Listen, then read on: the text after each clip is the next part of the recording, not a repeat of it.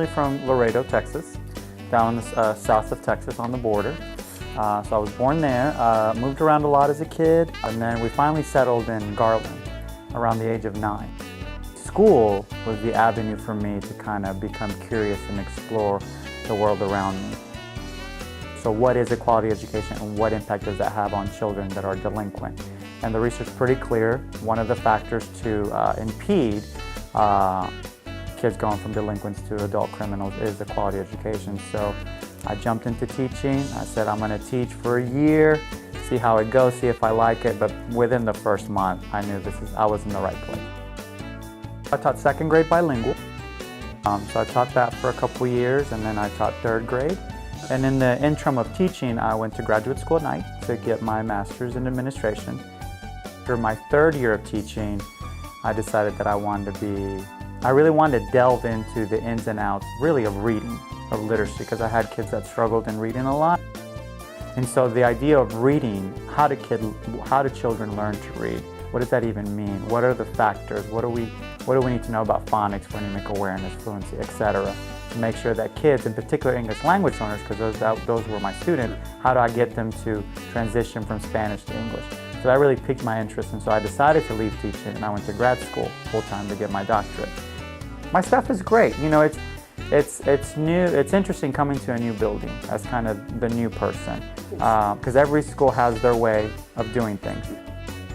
I'm very blessed to have a very experienced, insightful, hardworking staff. They are go-getters. A lot of them have been here a long time, which is good because it provides kind of that foundation for the school. So that's why I feel that's part of the reason Stark is so successful, because we have a solid foundation in our teachers. Without our teachers, it doesn't matter. We can't do anything.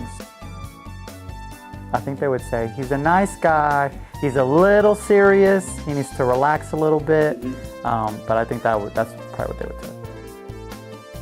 I will say the kids here at Stark, they're so welcoming, I guess is the word I want to say.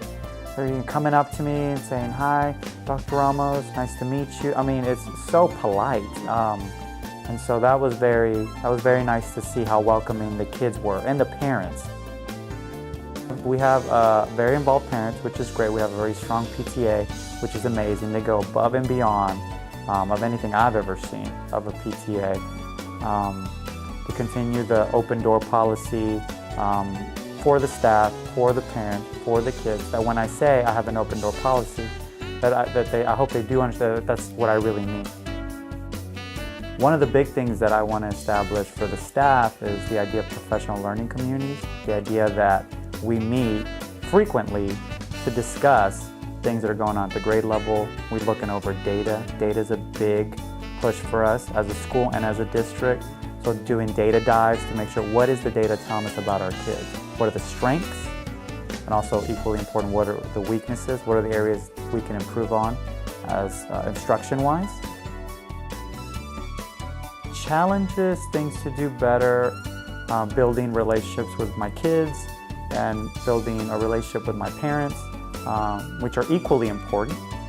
I'm a true believer that you can have all the systems in place you want and know how to do anything instruction. However, if you don't have that relationship piece with your stakeholders, from teachers to parents to kids to just the overall community, you will never be as successful. So one word about Stark, when I first walked in, what was my first impression?